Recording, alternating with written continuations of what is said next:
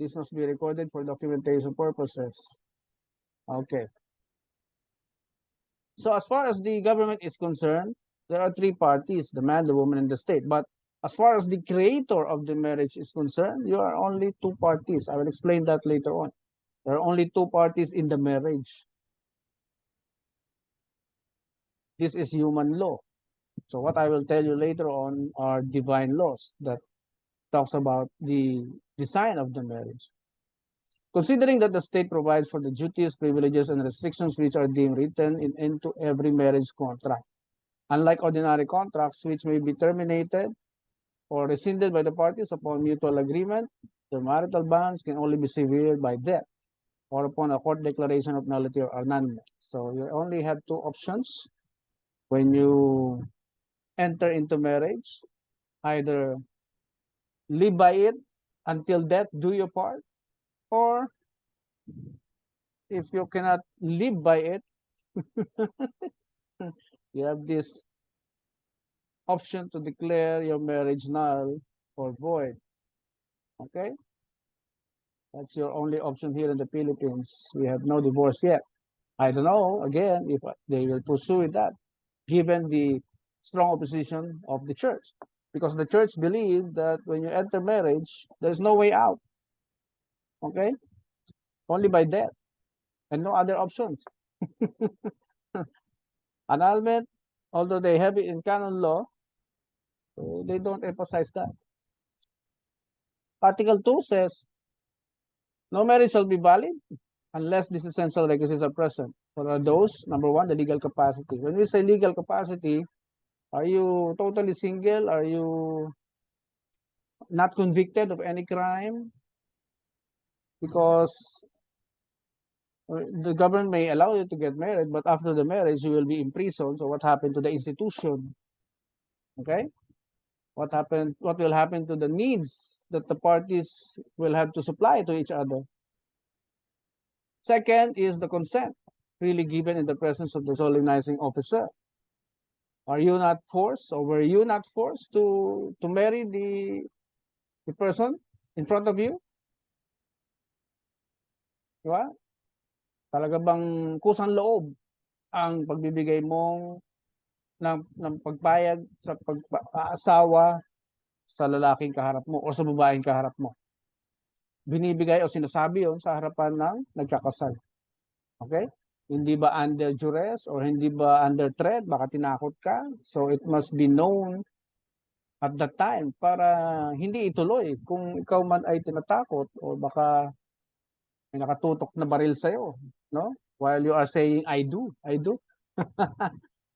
Article 3, the requisites of marriage are the authority of the solemnizing officer. Number 2, a valid marriage license issued by your city hall where each of you reside. But only one city hall will provide that for you. Okay? And a marriage ceremony, which takes place with the appearance of the parties before the solemnizing officer. And the need to declare, yes, I do, yes, I accept him, yes, I accept her, is required under the law. Okay? Taking each other as husband and wife with the presence of two witnesses of legal age, not below 18. They must be above 18 who understands marriage, who understands what's happening to the event that they are attending. That's the essence of having a minimum of two witnesses in Philippine wedding set up. Okay? Who can get married? This is what I was telling you before. A 16-year-old boy can already get married. A 14-year-old girl can also get married under the civil code, which is before. Okay? But after that law, court records show volume of marriage breakups because they are too young to understand and unprepared for the lifelong relationship of marriage with its attendant responsibilities. Now, here comes the family code. Beginning 1988 onwards, any male or female at the age of 18 and upwards, not under any of the impediments mentioned. Impediments mean hindrance to the marriage, like what I enumerated also a while ago, your legal capacity. Are you single from the start? You have not married anyone in the Philippines or overseas? So that should have to be proven by documents like what we call the Senomat. Okay?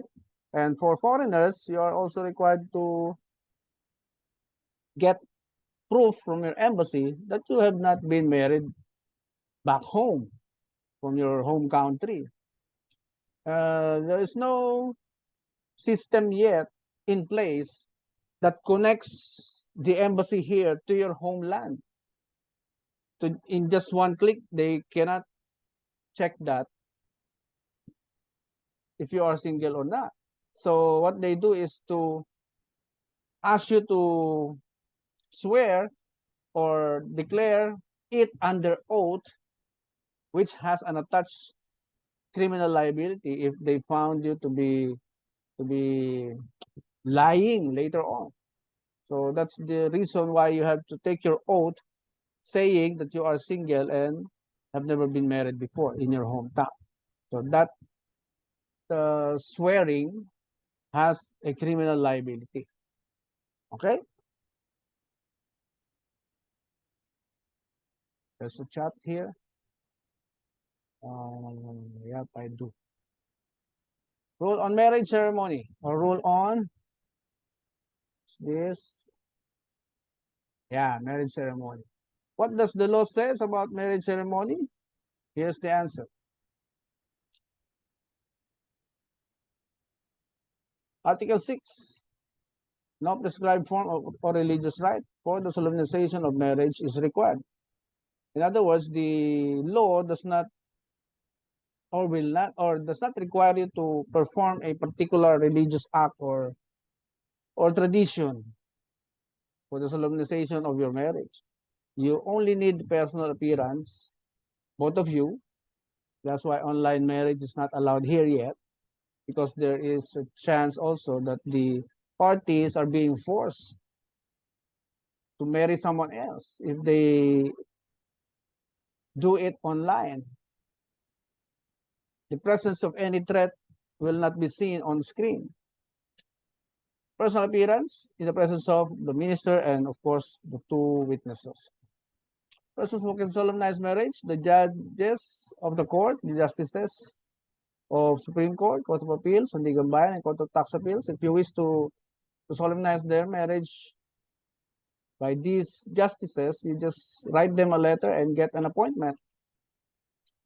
Judges of the RTC and MTC have a process also where you will ask for an appointment, and it will be raffled to a judge, and then you talk to that judge and get an appointment for interview. Then the judge will schedule you for a wedding.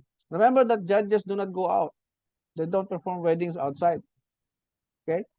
Bawal sa kanila lumabas. Just like the Catholic priests who are also prohibited in doing outdoor weddings. But here in our group, we have the Orthodox Catholic priests who are not prohibited to do it outdoors. So in case you want to have your marriage outdoors, in a beach, in a restaurant, in a hotel, or in a garden, we have Orthodox Catholic priests who can do it for you.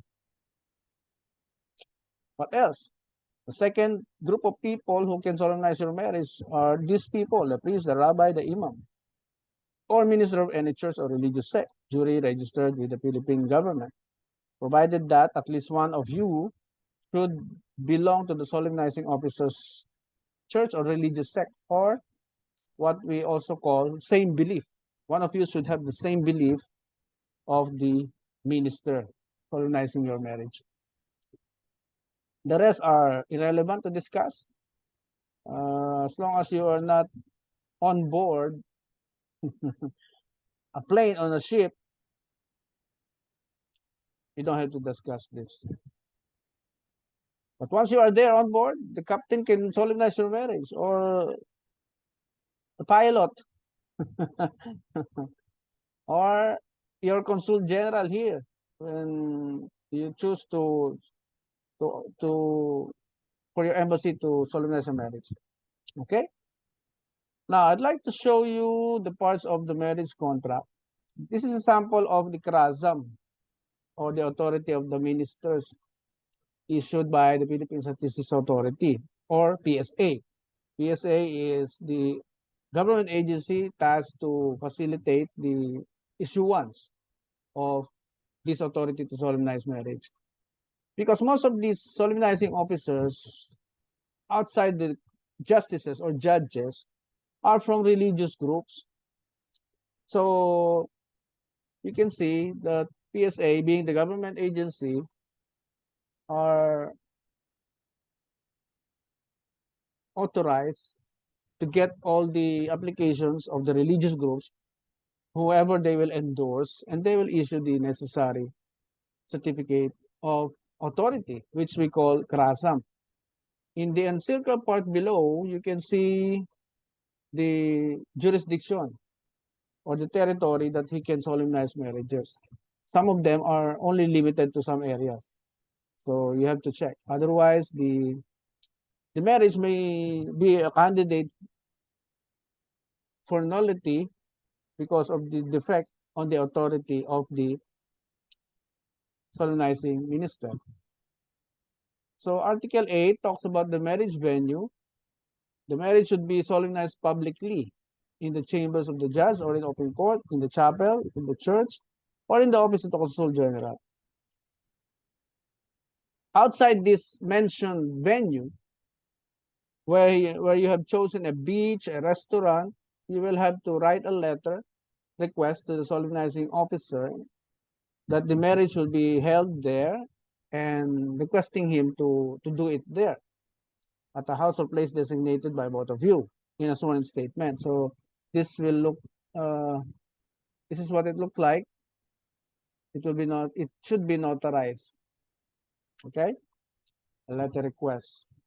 If you're doing it outdoors, that's part of the requirement. The next is the venue certificate. Since you chose to do your wedding outdoors, that venue should also certify in a document that your marriage rights was really held there at. Okay? Like this sample in the screen. Now, the rule where to register the marriage, it should be registered in the place where it was done. Okay? If it was done in Tagaytay, then it should be registered in Tagaytay City Hall within 15 days from marriage day. Okay?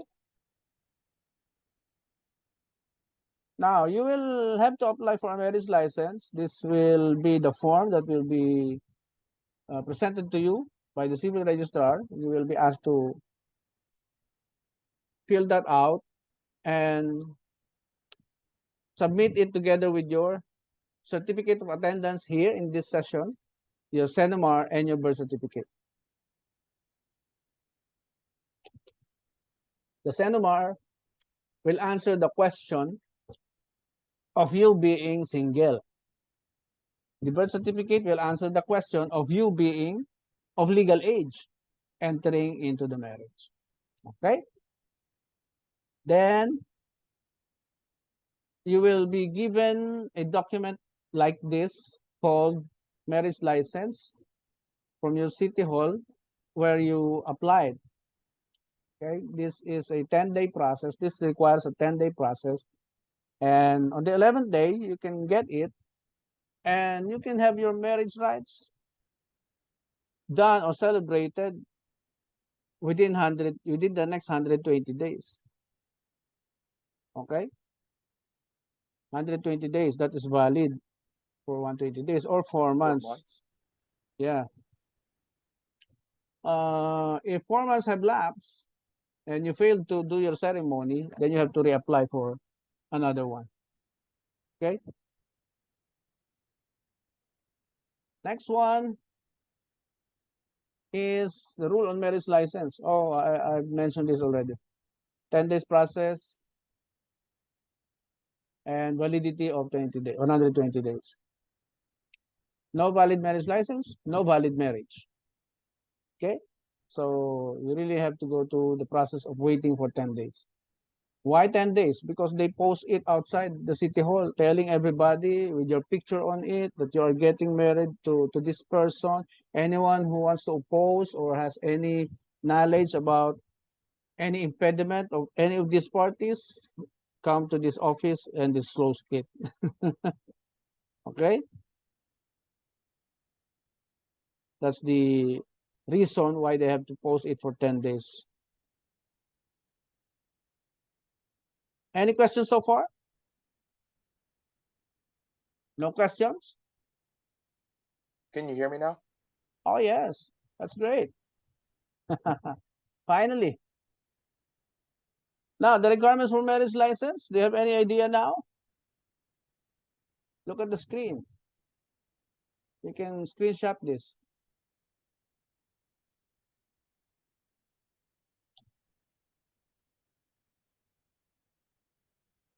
If you will notice the age of the parties that are required to attend family planning, just disregard that because you will not learn that automatically. You have to learn that ahead of time, ahead of uh, getting married or ahead of multiplication. Because if you don't know about family planning, chances are you will multiply your babies. Okay, that's the chance that will surely happen to you, multiplying your babies when you don't have any knowledge about family planning. Okay, so the rule on foreigners, I think I mentioned this already. Legal capacity. May I know your citizenship of our two foreigners here? Are you from the US or UK? Yes, Oh, you're from from the US. US. Yeah. Did you have the chance already to get your legal capacity to marry?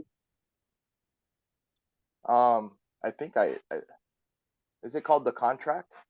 No, the legal capacity to marry, the document that says you are single.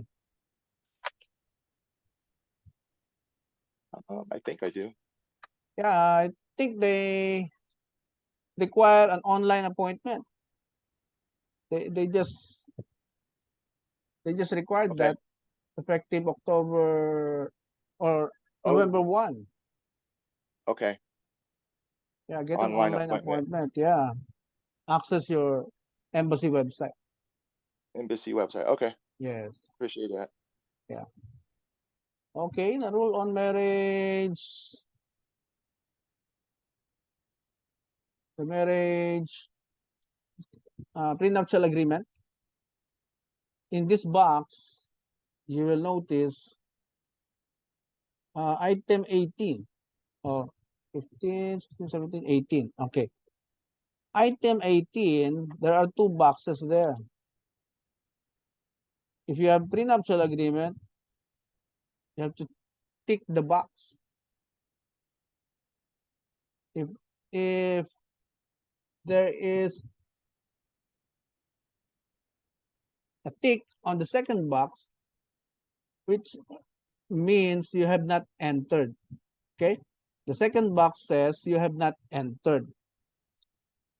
If there's no tick at all in any of these boxes, the the absolute community or partnership or property regime will apply. What does it mean?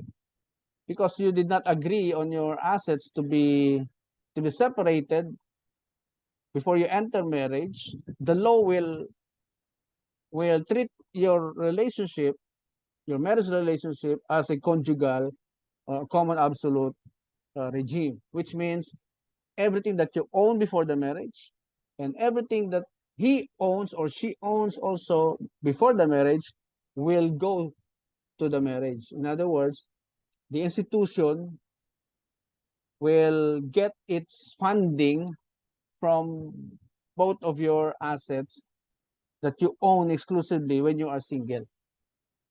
Okay? That's how the law will treat your relationship on as far as the assets are concerned. Okay? Both of your resources that you have acquired while you are single, all the funding needed by the institution will be sourced out from these two sources that you have exclusively. Okay? For example, if you have an apartment building which you inherited from your parents, and that apartment building is being rented out, which means producing money, then your marriage can get some funding from that source to be used in your married life. Okay, to pay for the needs of the family, like the tuition, the utilities, the rental, and etc. Okay, what else? This will become the PSA version of your marriage certificate once it reaches the PSA after 5 to 6 months from registration date. Your minister has 15 calendar days to register your marriage. After 15 days, it will be treated as late registration, and you will have to submit more documents to prove that it was really done on that day.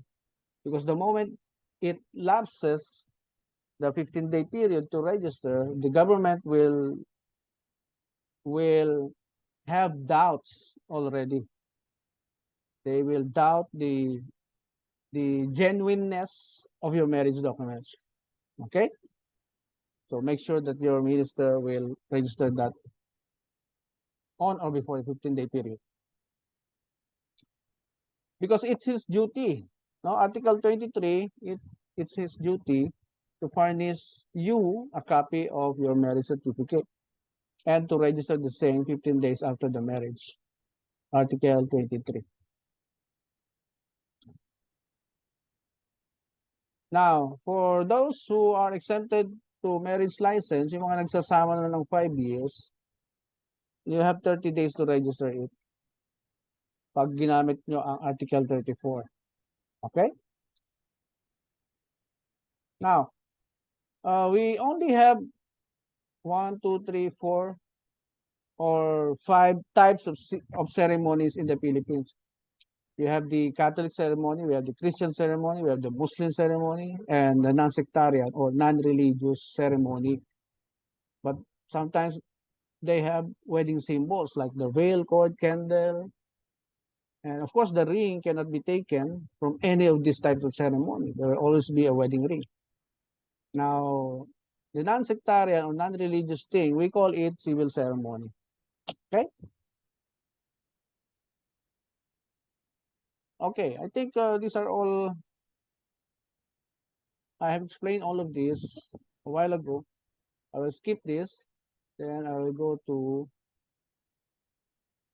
the pre-marriage counseling part. Any questions so far? None, sir. None? Okay. All good, sir. Very good. Thank you. So I'll, Sir, I have a question. sure, go ahead.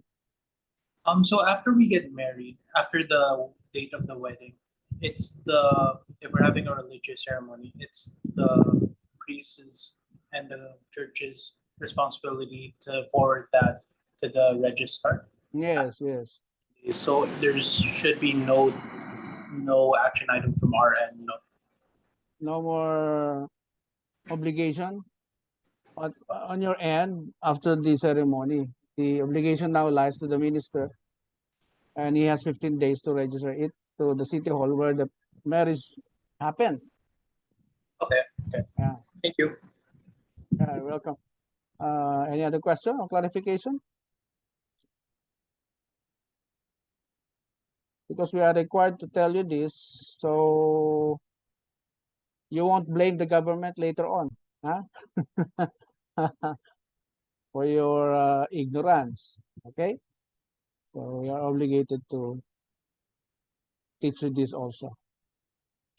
Okay, so we now come to the second part, the pre-marriage counseling. Time check is 3:25 on my clock. I hope we can discuss all of these things in the remaining hours. So let me introduce myself again. I'm Dr. Angelo Ibase. I hold a doctorate degree in theology and MBA in Philippine Christian University and in Ateneo de Manila, Graduate School of Business, and postgraduate courses also from De La Salle. And I have 2 bachelor degrees, psychology and political science. Katarungan Pambarangay Law is also one of the courses that I became interested in because this is where the problem usually starts, in the barangay. Our social ills. Okay. And paralegal studies also in UP. I cannot afford to be ignorant because they say that ignorance excuses no one. Ignorance of the law excuses no one. So I have to study law also. I cannot use that as an excuse later on if I violate the law. And I'm a retired bishop of the Mormon Church in 2004. It's too long ago. I'm a paralegal practitioner from 1990 to present.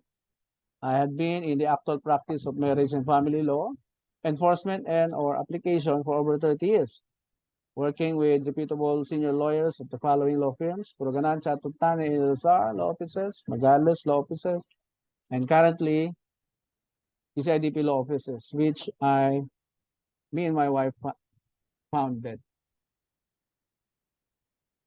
I wrote a book called Tamang Guide sa Pakikipaghiwalay o Pag-preserve ng Marriage because of the rising demand for divorce law of the problematic marriages here in the Philippines. I decided to write this book for them to know if they really need a divorce or they just need to solve their problems. Okay?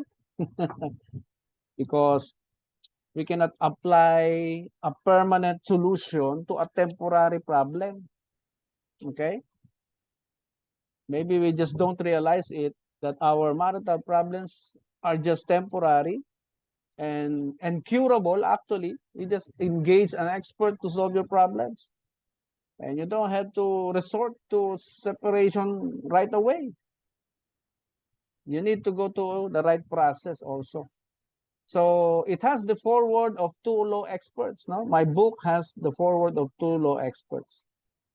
One by a law professor in Arellano University and UP Law School also, Attorney Vic Elazar. And the other one's my compadre also, a law practitioner, law expert. And one speaker cited me without my knowledge, or he told me before he presented it. He said that there are only 2 successful paralegals in the Philippines. Me and the son of ipaglaban mo, Jose Maria, Attorney Jose Sison. Okay? The only 2 successful paralegals, he said. No? He cited me and the son of Attorney Jose Sison. Ipaglaban mo. Next, we will discuss about history, religion, science, natural law, man-made laws, philosophies of man. These are all related to one another. These are the reasons why we are like this. Okay, these are the foundation of our character. This is what happened, or our personality has been shaped by all these factors, especially history. So if you are not aware of our history, you will never understand why people are like that, why people react like that, why people decide to choose that belief, why people has to live that way. So this is very important for marrying couples, because if you don't know the background of your spouse, where he is coming from, what is his culture, or what is their history, you will never understand your spouse. Okay? So you need to get the truth, which means original information. You don't need opinion of people. You don't need the traditions of man. You don't need the culture of man, but you need truth, which is the original information, because that is where the thing started. You just have to go backwards. That's how we define truth. And the same with science. Science have proven a lot of things, and we just have to compare it with the truth if that is actually aligned with the sacred text or sacred scriptures, which we call the Bible. That's the only way we can differentiate the scientific findings and the truth itself. Okay? Why we need to get the truth? Because once we got the truth, it will set us free. Okay? Free from what? Free from misconception, free from misunderstanding, free from communication, and all the misses. Okay? So let me test your mentality first. Do you believe that everything that exists in this world has a purpose? Yes or no? May purpose ba lahat ng bagay na dumadaan sa ating buhay? Tao man or bagay? May purpose? Yes or no? Yes po. Yes. Thank you. Do you also believe that every successful thing on earth went into the right process?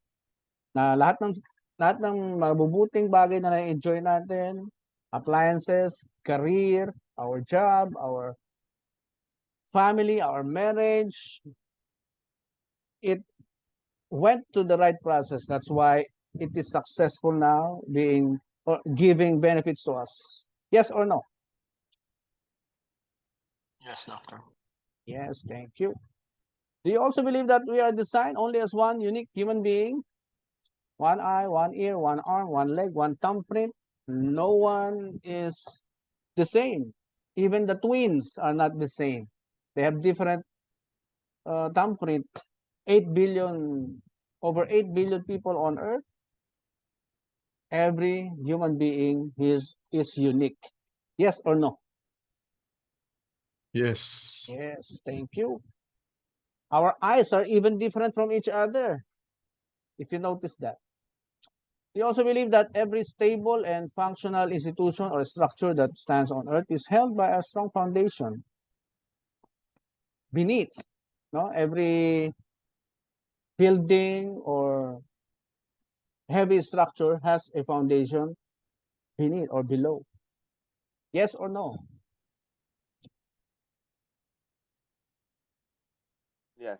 Yes. Thank you. Because they have to invest on the foundation so that the structure will stand for a lifetime. That is where the bulk of the budget is being assigned to the foundation. Okay, if you ask every engineer, they will tell you that the bulk of the budget is always in the foundation. Hold on, Cindy.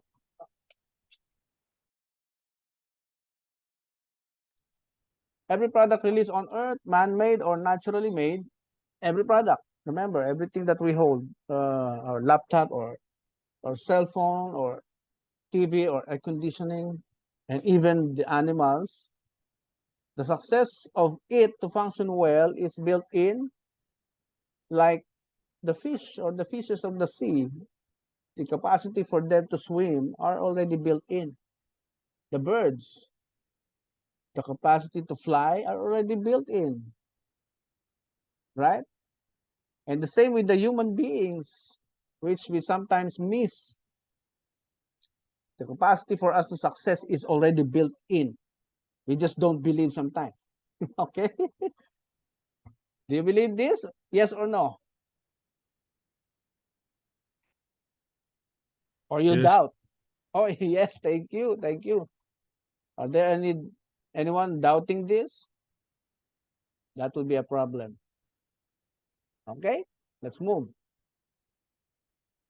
What is marriage in your own words? I am sure you will give different opinions about marriage. You will give different uh, belief about marriage, but I will not collect your answers anymore, but I will summarize it this way because these are the usual answers by participants.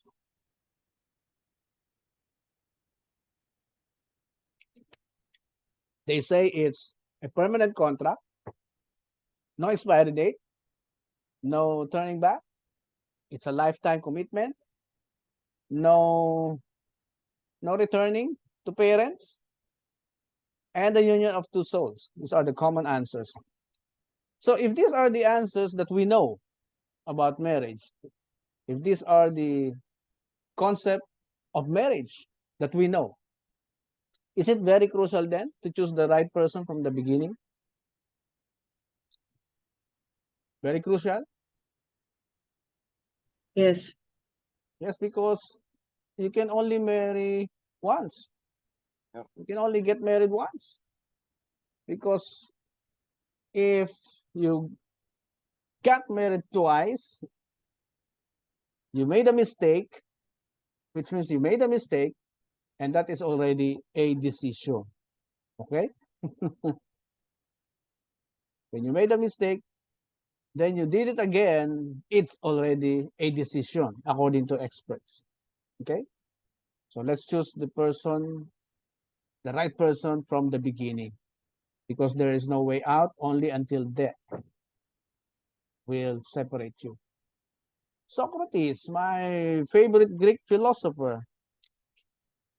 This is the man who opened up the eyes or the mind of the world, and until now, he has been influencing the Western world, including Plato and Aristotle. He said that we will become wise if we define the terms. If we define the terms or check the true meaning of that word, we will understand it and we will become wise. So let's begin to analyze what marriage is according to human law. Later on, we will check what marriage is according to the divine law. Okay? Marriage is a special contract, as I read a while ago in the previous slides. And they say that marriage is the foundation of the family. Okay? And the state recognizes the family as the foundation of the state.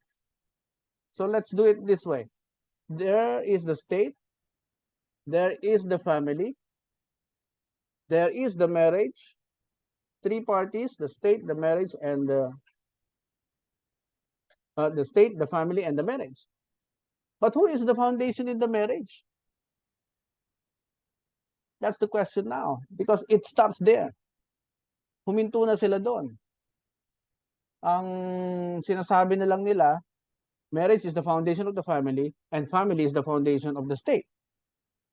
Atras tayo pabalik. Who is the foundation of the marriage? Most couples will answer me, both of us. Both of God us. is. Yeah, I will deal with that later on, brother. we will just we are trying to elaborate what the human law or how the human law explain marriage. Okay, they say that the foundation of the family is the marriage. So who is the foundation in the marriage? Because after the male and the female, or after the female and the male, there is a stronger foundation, which you mentioned, brother, to be God. So we will deal with that later on. So I explained a while ago that the ordinary contract is just an ordinary contract. It's the meeting of two parties' minds. You impose your own terms and conditions, which is the law between the two of you, and it is valid so long as it doesn't violate law, morals, good customs, public order, or public policy.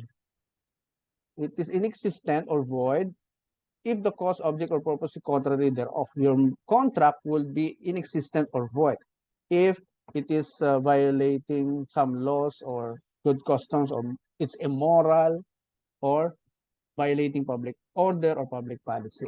So to emphasize on the special contract, which is your marriage, it is governed by law and not subject to stipulations, and the law itself governs your marriage, not your attitude, not your habits, not your vices or beliefs about marriage. You cannot impose your terms and conditions only in a prenuptial agreement, as I've explained a while ago. And the laws in the marriage are to be complied unconditionally. When we say unconditionally, it is not subject to your conditions or negotiations. You cannot say, how will I respect my husband if I don't feel that he loves me? You don't give conditions like that, because the law says to love and support and give help and support and love and fidelity to your husband. You cannot give conditions to that anymore. Or on the other hand, how would I love my wife if she is not respecting me? You cannot give conditions like that anymore. As the law says, it is not subject to your stipulations or your conditions. Okay? Your job is to just do it. Your job is just to comply with what the law says.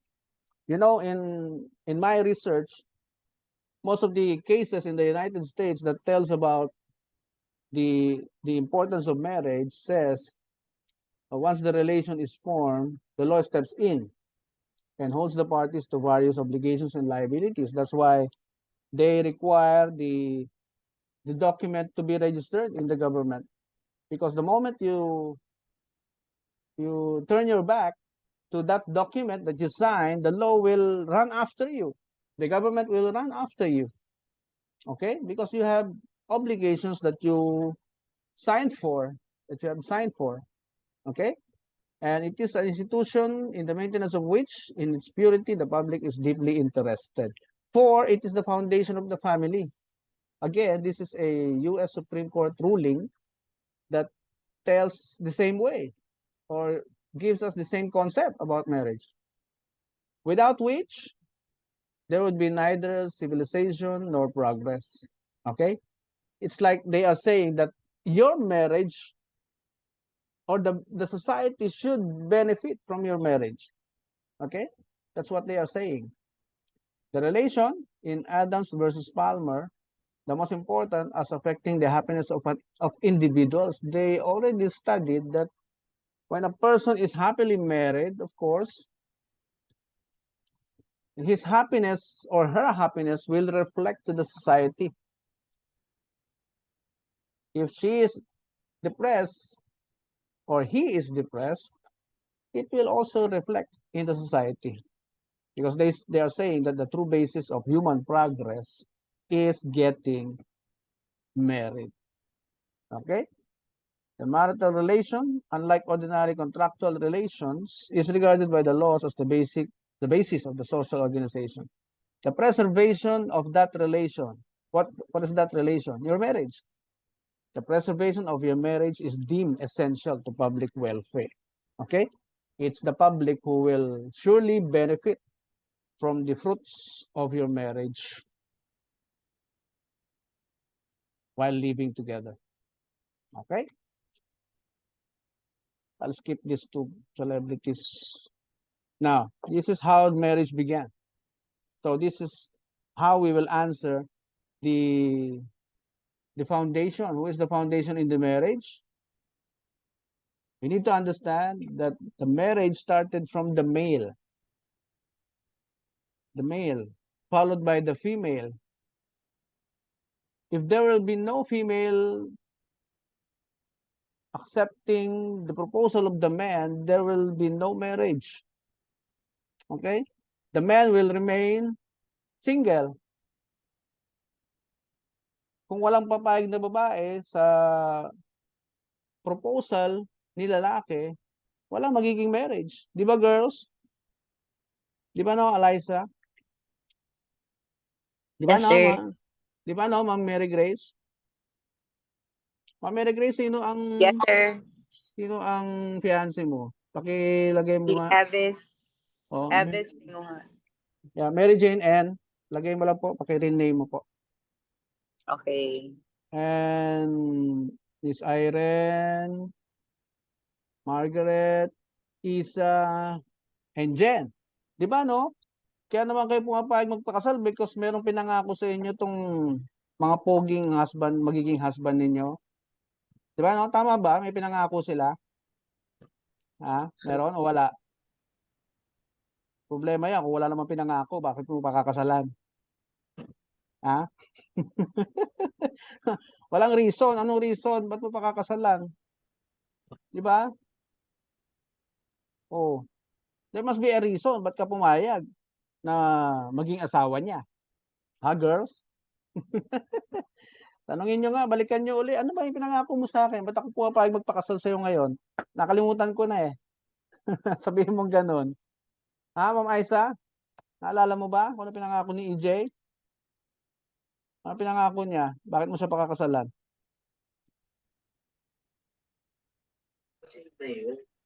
Picture ng family namin, sir. Magandang future, siyempre. Yep. Di ba? In other words, magandang buhay ang pinapangako nila. Di ba, no, girls? Magandang buhay? Oh, pag walang promise na magandang buhay, ba't mo pakakasalan? Ano yun? Bahala na. Bahala na si Batman. Naku, mahirap yun, ha? So, balikan. Ano ba yung pinangako? Ano yung reason bakit mo siya pinapakasalan ngayon?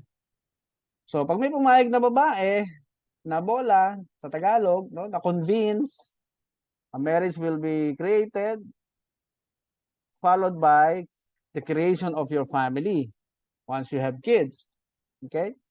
Now, having kids, though it's optional, the church and the government are very concerned about that. Sa church, hindi ka ikakasal pag sinabi ninyo, no, hindi pa namin plano magkaanak, father. Hindi ka ikakasal ng simbahan. Even the Christian community. No, they will not allow you to get married if you answer that having children would come after, or if you, it is not our priority yet. No, if you answer like that, the church will not marry you. Okay? Now, for the government, they don't care. Gusto nyo ba mag-anak o hindi? They don't care. Gusto nyo pakasal? Okay, pakasal kayo. As long as you know your obligations to each other, then the government will not be involved in your marriage later on. Because once na you fail to perform your obligations in the marriage contract that you both signed, then the government will take over, will take charge.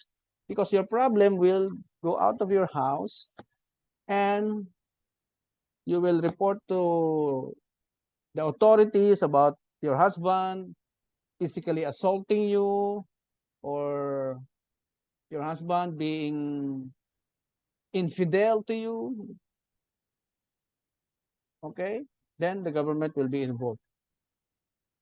So make sure that you are functioning well in your marriage.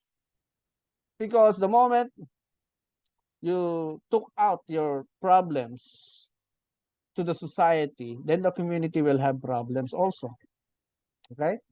And the more people will contribute problems to the society, like which we call the social ills, no, the nation will be affected. Okay? That's our cycle. And once the nation has lots of problem, the nation will have to borrow funds to fix their problems. Okay? That's why the Western world are giving us policies that will create problems so that we become dependent to them by borrowing money to solve our problems, our social ills. Okay? That's the truth. That's what's happening to us. They are teaching us illogical things against the Bible, and the result was having a lot of teenage pregnancy problems, poverty problems, drug problems, and they are all emanated from the family. So once we have a lot of social ills, the Western world is very happy to lend us money so that we remain dependent to them and seek out policies that they will author and give us more problems. Okay? So better consult the designer of marriage so you won't have problems later on. You won't contribute to the social ills. Okay, brothers and sisters? Huh? So let's go back to the truth. The truth is the male was prepared to be the foundation in the marriage. Okay? Don't forget that. How? Let's read from the excerpts of Genesis chapter 1. But before we do that, it has been proven already in the United States that their social ills, their crimes are all a result of a world without fathers. Okay? They just don't publicize their criminal statistics. No, they're just showing to the world the beauty of America. Right, brother? Not their social ills. They don't show publicly the side of America that has poor population or worse conditions. They don't show that to the public. They don't show that to the world. Nope. Yeah, brother, correct? Yeah, I can go right outside my door and show you houses that don't have windows and doors and stuff, Yes, like yes. in my neighborhood. Yeah, that's true. And some bloggers have disclosed that on YouTube, showing the poor neighborhood in the America. No? So this is their problem, the policies that they are making, the result of their policies that they were making, especially the divorce law in their country. You know, the British and the Americans are joining forces together to lead the world. And so the consequences of fatherlessness in fathers.com, there are some groups that are very concerned about it. This is an American-based study center that National Commission on Fatherhood, NCF, about NCF, no? Fathers.com, the consequences of fatherlessness, they say that as supported by the data below, children from fatherless homes are more likely to be poor. Why? There are no fathers supporting their needs. What else? There are no fathers teaching them how to produce money. Because the father is thinking about his own, the father who left them are thinking about their own, to satisfy their own happiness. That's the mentality that they have. Okay? Satisfy their own selfish happiness. And today you will understand that before you can enter a marriage, you need to leave behind all the things that satisfies your personal or selfish interest. Because your focus will then be to your spouse. Okay? And these poor children will become involved in drug and alcohol abuse. Of course, they will experiment their lives. No one is guiding them. Do we expect the government to guide our children all the time? No, they cannot do that. They become dropped out of school. They lose interest in studying. Why? The child will realize, what is this for? Why, what am I studying for? Okay, and the care is left out to the teachers to convince them to straighten their lives despite the loss of their fathers. There was also a study conducted in the jails of US where 80% of all those in prison hated their fathers or hate their fathers. Because that's the reason why they are inside the jails. Okay? And they suffer from health and emotional problems. Boys are more likely to become involved in crime, and girls are more likely to become pregnant as teens. No, they will meet together. These abandoned children, they will meet together, male and female. Then they will experiment themselves. Okay? And so we have so many laws that protects the children and the women here in this country. These are all dictated by the United Nations. Okay? And so we are having problems with the family here in the Philippines because the policies being given to us are not totally aligned to the design of marriage in the Bible. They are trying to equalize, no, the concept of equality. They are giving us the concept of equality that the men and the women are equal. Yes, equal in the outside world. Yes, they both have the capacity to lead an organization. Both male and female can lead a country, can lead a party, can do what the male can do. But there has to be limitations. The physical body of the woman has limitations, while the physical body of the male has a lot of things that they can do because the creator designed the bones of the males to be stronger than the woman. Because logically, the woman was made from the flesh, while the man was made from the soil. Okay?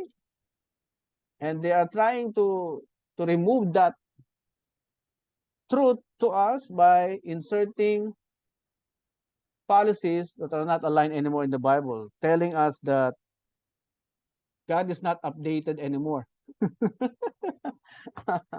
My goodness. Okay.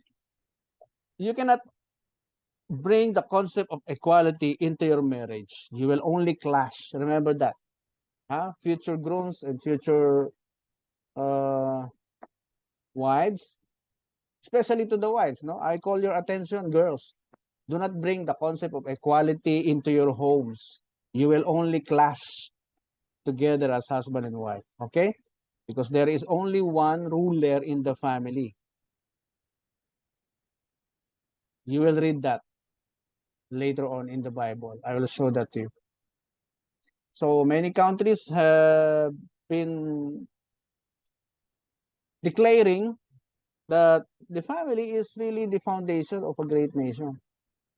Once a country have a big number of strong families, then the foundation is, the nation is great. It is peaceful to live there. You can prosper in the land because the families in the community are all living in one belief that they are God's kingdom on earth, and you will be safe. No, you will be safe to live in that community if you belong in that community with families that believes that God is the center of their family. So what is family for you? Let us consult the Family Code of the Philippines. This is basic social institution that public policy cherishes and protects. No, as I explained a while ago, in the cases of the Supreme Court, it protects. It is being protected by the state. Every policy that they make, they say, is protective of the family. Now, while the family is being considered as the foundation of the state, let's define foundation. You know that already. It's a body or ground upon which something is built up or overlaid, according to Merriam-Webster. In Wikipedia, it defines the family as a group of people related either by consanguinity, by blood, or affinity, by your marriage or other relationship. Now, if you consult other dictionaries, like the Oxford Dictionary, they define family as a group of people living together. So I have concern over that because there may be two males living together or two females living together. So let's define family according to the Bible. That's a group of people with male and female living together by marriage or blood relationship. Okay? In most societies, according to Wikipedia again, It is within families that children acquire socialization for life outside the family. So this is where the purpose of the family is born. What is that? You teach your child to socialize before he gets out of your home. Okay? Bago palabasin yung anak mo, kailangan malaman na niya how to socialize. Socialize. Okay? From the word socialization. Paano makipagkapwa tao. Okay? When you teach your child not to hurt other children or other child, when you teach your child na huwag mag-agaw ng laruan, anak, huwag mo agawin yung laruan ng iba, ha? Anak, huwag ka mandudura. Anak, huwag ka mananakit ng kalaro mo, ha? It provides him or her a sense of boundaries for performing tasks in a safe environment. Ibig sabihin, when you teach your children how to socialize properly, they are creating a safe environment. Hindi sila sasaktan ng ibang tao because hindi sila nananakit. Because naturuan mong huwag manakit. Huwag magnakaw ng hindi kanya bago mo pinalabas ng bahay. Okay? As I've said, everything in this world has a purpose, and that includes your family. So we are defining family now. You don't just create family for your satisfaction. You create family for public concern so that the society will benefit from it. And this is what I'm explaining to you now. And your family should produce functional adults. Okay? Ideally builds a person into functional adult. You should produce functional adults and not dysfunctional adults. The people destroying our world now are produced by dysfunctional families. If you check their backgrounds, try to check their backgrounds. Those people who are introducing deceptive philosophies to us. Try to check the background of people teaching us to do ungodly things. They came from dysfunctional families. Okay? Transmits culture. So if you teach your children the right thing to do and say to their playmates, that will be transmitted to them also. Okay? And ensures continuity of humankind with precedence of knowledge. The goodness within every human beings are being transferred from childhood up to adulthood. Okay? I find Wikipedia to be explaining words and concepts very reasonable, very fairly, and without siding anyone or any country. Purpose of the family, again, from Wikipedia, is to maintain the well-being of its members and of society. Maintain. What does it mean to maintain the well-being of family members? Of course, by providing the needs of each human being inside your home. Providing food, shelter, clothing, as studied already by Abraham Maslow, no, the hierarchy of needs. But here comes Erik Erikson, who is the most cited psychologist in the 20th century. Why? Because mas malapit sa katotohanan yung kanyang studies, no, about nurturing the child or the children, the stages of development of each child, which you should study. As you have your children later on, you need to have your own study of raising a child. It was already studied long ago, and they all converted it into books. So we have no excuse to be ignorant at this time. No, this is the generation that should not have any excuse anymore because all the information are available to us, even on Google. So your marriage is called an invisible institution. Why?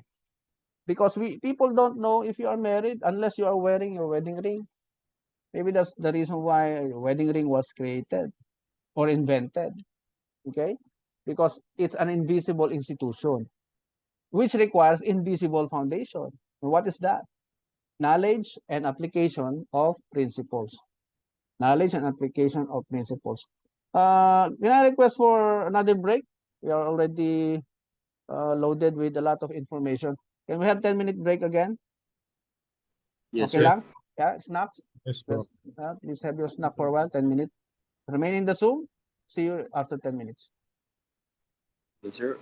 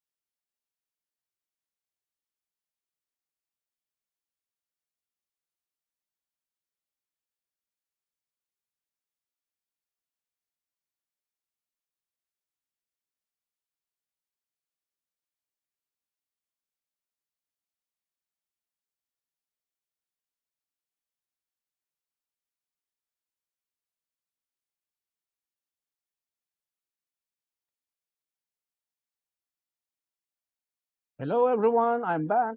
So we only have a remaining 45 minutes. So let's maximize this time so we can learn more. So again, let me emphasize to you that your marriage is an invisible institution. People will not know that you're married unless you're wearing your wedding ring. So that is your protection. That's why wedding ring was created to protect you. Okay? To protect you from predators. Para hindi ka landiin ng sino man. Because nakikita may wedding ring ka. Okay? Kaya na-invento yan. So, it is an invisible, it requires an invisible foundation there. What is that invisible foundation? That is the knowledge and application of the principles that we will learn. Again, principles are first law that is already there even before the creation. And so an invisible marriage requires an invisible foundation. And that should be our priority. No? Yung knowledge of principles, yun na dapat inuuna nating malaman. So, what is principle ba? Etymology, prince means first. In Greek, principle, it's fundamental, tenet, law, root, basis, foundation, origin, doctrine. And combined with the word pos, which gives us first law. Okay, it's from the word prince, the sons and daughters of a king, they are called prince and princesses because they are first in line to the throne. That's the origin of the word principle. So from that word prince, which means first in line to the throne. Sample principle that is already there even before we were born. The law on the sow and reap. No, we reap what we sow. Just an example. You know, a lot of things from this principle, you will recall a lot of other principles. Do not expect any harvest when you did not plant anything from the beginning. So this is about your relationship also. When you don't spend quality time together, how can you expect a fruitful marriage later on? You just don't say hi and hello to each other in the morning. Scientifically discovered, according to this book, 5 steps to romantic love. It says that every couple needs 15 hours a week together. 5 steps to romantic love. 15 hours a week. So how many hours you expect to spend for each other? For 15 hours a week requirement, how many hours do you expect to spend for each other a day? That's about 2.5 hours something, right, Derek? 15 hours a week? 15 in a week, yeah. Yeah. More or less 2.5 hours, right? That Pretty close. Yeah, that is a necessity for each of you.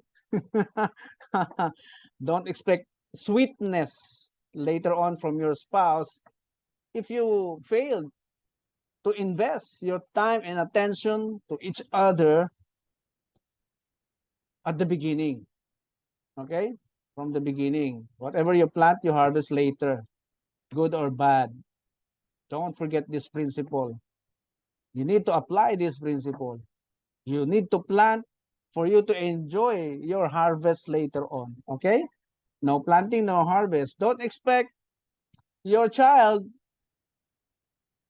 to have his full attention if you did not invest your time, energy, and support to the child when he was a child.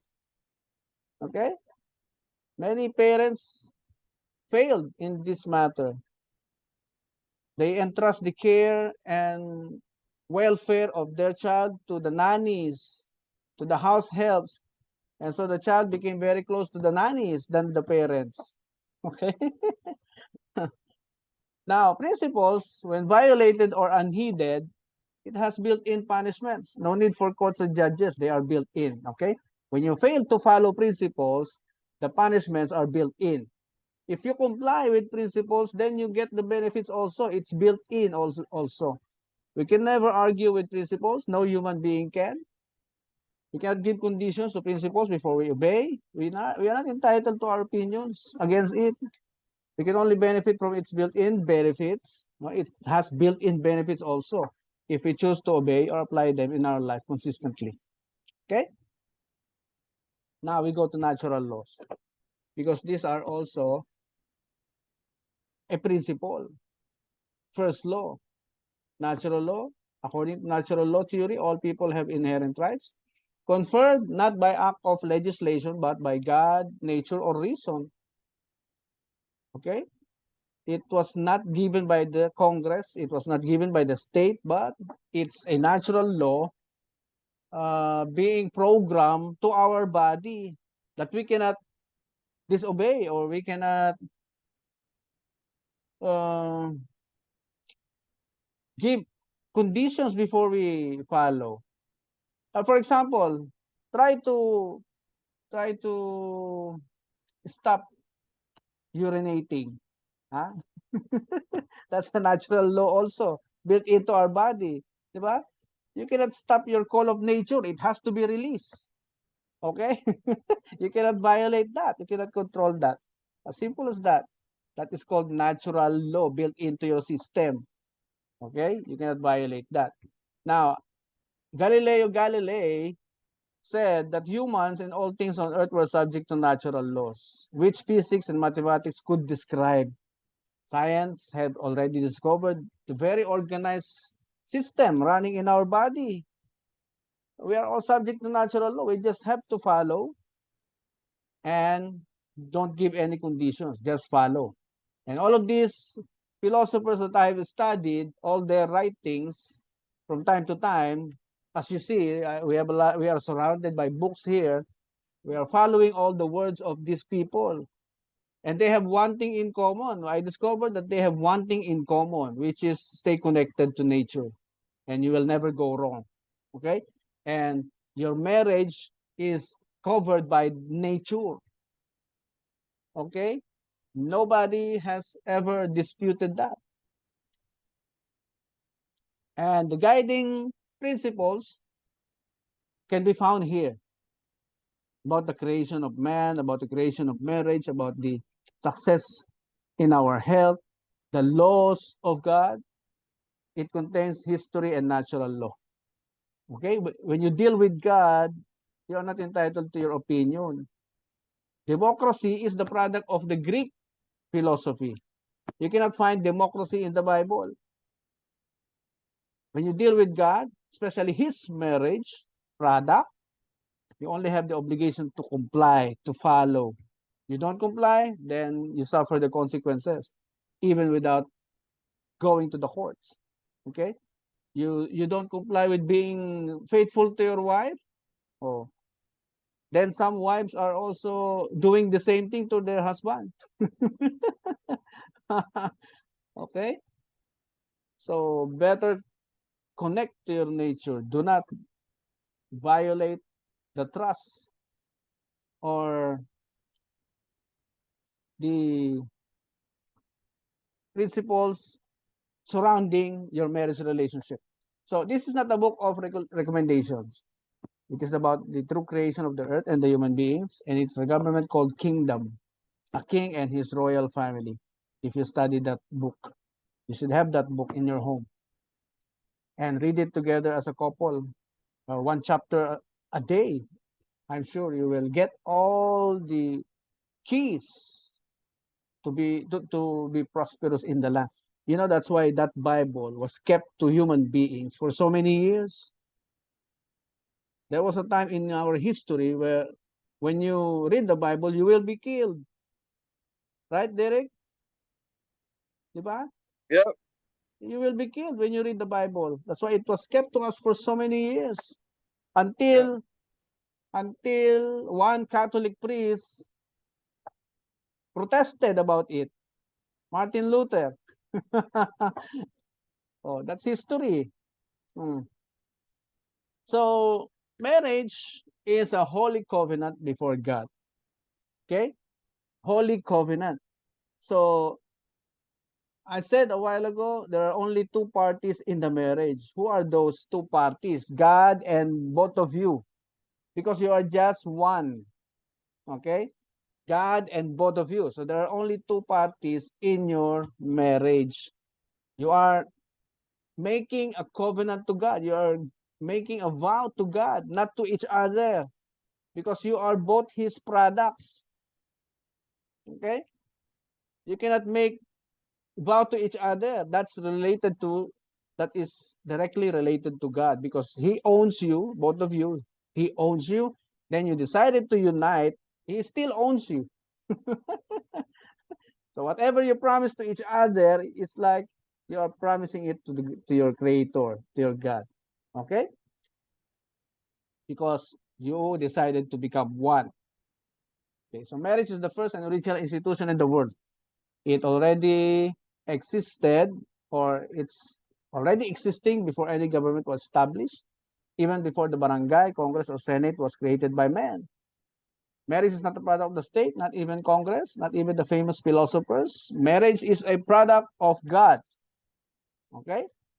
So no man has ever come out publicly to oppose this. No man has ever come out to oppose this principle. Albert Einstein, my favorite scientist, said everything that exists in your life does so because of two things: something you did or something you didn't do. So if you are hungry today, maybe you spent your money recklessly a few years back. Okay. If you don't have a house today, maybe you still recklessly spent your money. You did not invest anything for yourself. Maybe you tried to please others, no? By buying iPhone because they have iPhone. No, you're trying to please others, not yourself. You should please yourself. Now that you are entering marriage, you should be pleasing your spouse. Dapat tapos ka na sa pag-please to yourself. Now, when you have the priority, you will go to a process, then the sequence, then you'll become valuable. Every time God speaks, it contains a process. So he said, be fruitful and multiply. Now, the religious organizations have been teaching us to multiply without giving emphasis on being fruitful. No, the steps was skipped. No, they skip the being fruitful first before multiplying. How to become fruitful? Well, it only means you have a seed planted in you. Otherwise, God will tell you, be seedful. But he did not say that. That means you have a seed already planted in you. You only need to discover it and be an expert of it. No? Just like the rich people nowadays, the 20 billionaires in the world, no? You just check their background. They found something that the world needs. Okay, take for example Bill Gates. He became very fruitful. He became a master of his craft by developing Microsoft. Diba? So every computer now needs a Microsoft. It cannot function without the Microsoft. So he was working at IBM before, and he offered that Microsoft to IBM, but IBM refused to use it in their computers. So Bill Gates went back home, worked in his garage, and mastered the Microsoft Windows.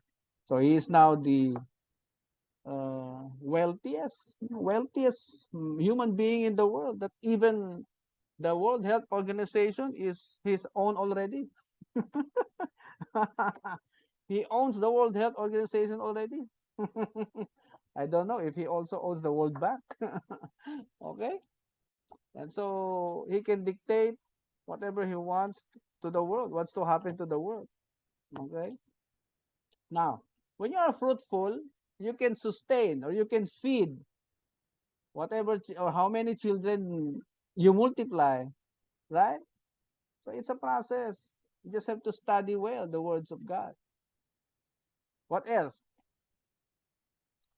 Being fruitful is like this. It starts from building a foundation. Okay? Because humans are natural products too.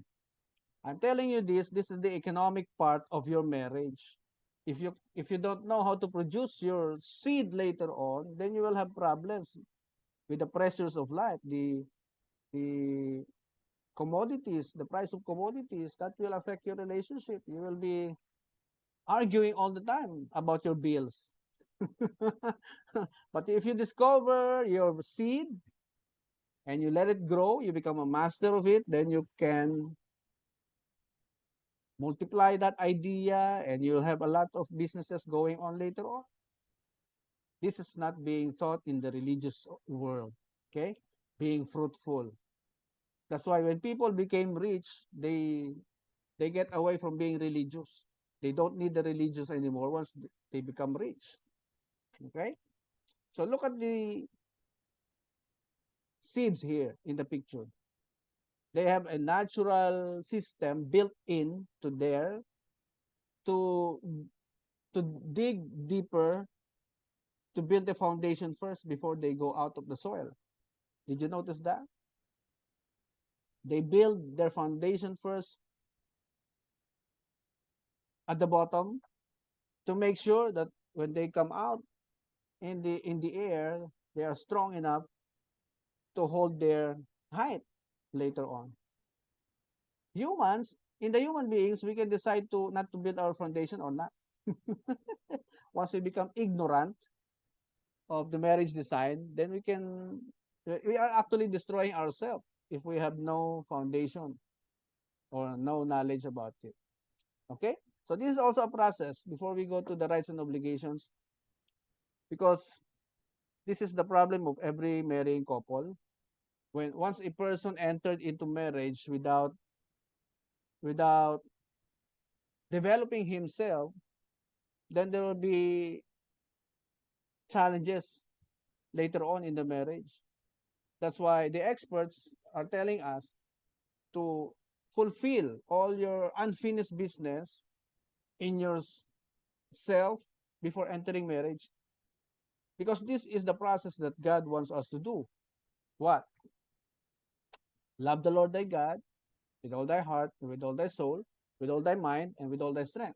Once you do this process, once you do this step one, you will discover the skills that God gave to you, the seed that God planted in you. You will discover that the moment you study and love God. This is the first commandment, Jesus said. And the second is like, thou shalt love thy neighbor as thyself. This is also a process.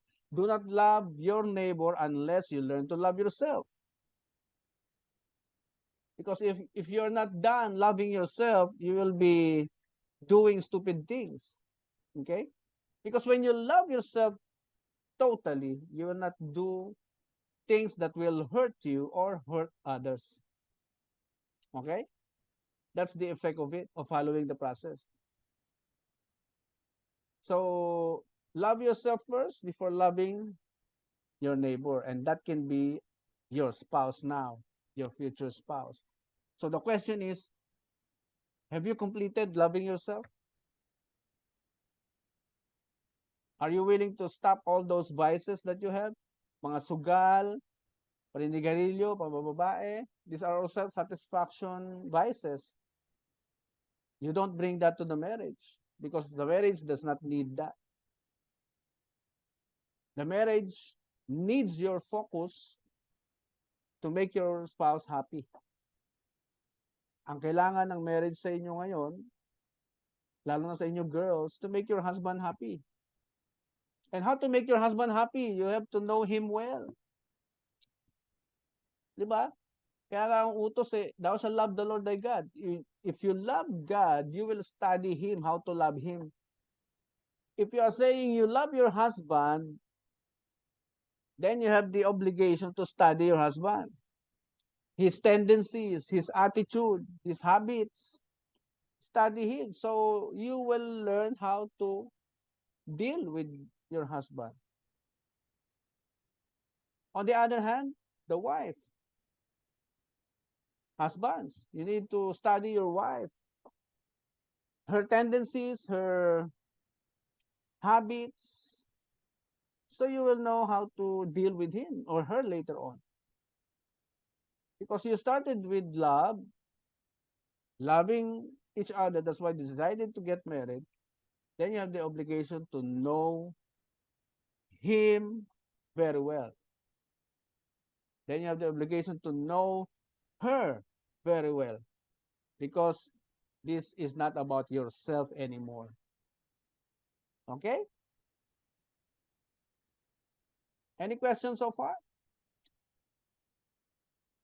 Now, here's another principle on getting married. From Genesis, this is what Adam said in Genesis 2:24. For this reason, a man will leave. No, I encircled the word leave. Because in the Philippines, they say Filipinos are closely knit, family oriented. You know why they become family oriented? Because they stay in the parents even they are already married. They stay in the house of the parents to save from rental costs. Okay? They also stay in the house of the parents because they are not ready yet to build their own home. That's why Filipinos became family close culture, they said, because many are already doing it. After getting married, they go back to the family. They bring home their wife. They bring home their husband. The instruction was to leave your father and mother. What is leave in Hebrew? It means leave behind, disassociate, disconnect, move out, depart from. Disconnect yourself from your parents. The three components of your body, what are those? Number one, physical. Disconnect that from your parents. You live out of the home actually. Psychological, the mind. You should not be worrying kung may kakainin yung parents mo sa bahay mo. No? May kakainin kaya sila tatay, nanay? You should not be worrying about that anymore. May bahay kaya sila nanay at tatay? That's why most Filipinos, pagkatapos mag-asawa, bibili ng bahay, hindi para sa kanila mag-asawa, kundi para sa nanay, para sa magulang. Oh, bakit? May magulang na hindi rin ready. Nag-asawa bigla. Okay? Kaya itong anak, matapos mag-asawa, nag-i-invest para sa parents.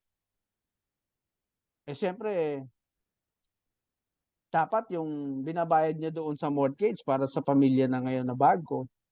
O magiging issue yan sa inyong dalawa mag-asawa pag meron pa rin kayong inaalala sa inyong magulang. What else? Spiritual, yung heart. Ihiwalay nyo na yan sa parents nyo. Bakit? Doon na kayo sa God. Dediretso. No? Kayo dalawa. That's where your direction will come from. Hindi na sa parents.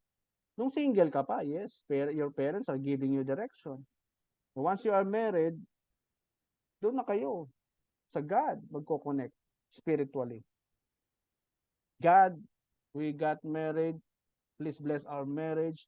Please help us find our purpose in life so that this purpose will help the humanity.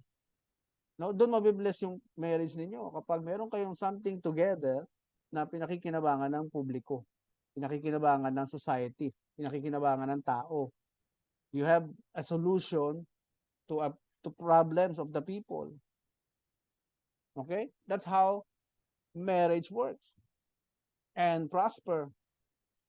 It was studied already in the US, in Pennsylvania, that married people live longer than single people as long as they're doing it right. Second, married people prosper. Prosper. That's the benefits of marriage. They studied that already. They're working together. Me and my wife for the last 12 years, we are prospering. We are not going backwards. We are moving forward. We are saving a lot. Business is good. because we're working together. Now, this is not telling you to cut ties permanently with your parents. Okay? When they needed help, of course, extend help, financial, moral support, but you cannot stay there again permanently. Your wife or husband needs you. Unless they both needed help, then you both help them. According to the experts, if they ask for financial help, you give the figures as a form of help to them after paying the bills. Okay, that's how to do it. That's how to do it according to the experts. When you compute all the bills for the month, whatever difference is, which is supposed to be your savings, that difference or extra can be extended to them as your form of help. Okay, pay all the bills first, pay the tuition, pay the mortgage, pay the medicines and everything, and the sum total difference, that's the amount that you can only extend to your parents or family members. Okay, sounds good? Any question? Oh, doctor. Yeah, thank you. Nandiyan ba si Ivan and Eliza? Nandiyan pa ba kayo? Hindi ko kayo naririnig. Yes, sir. Nandiyan Yes, pa sir. kayo? Okay. Walang taguan, ha? Okay.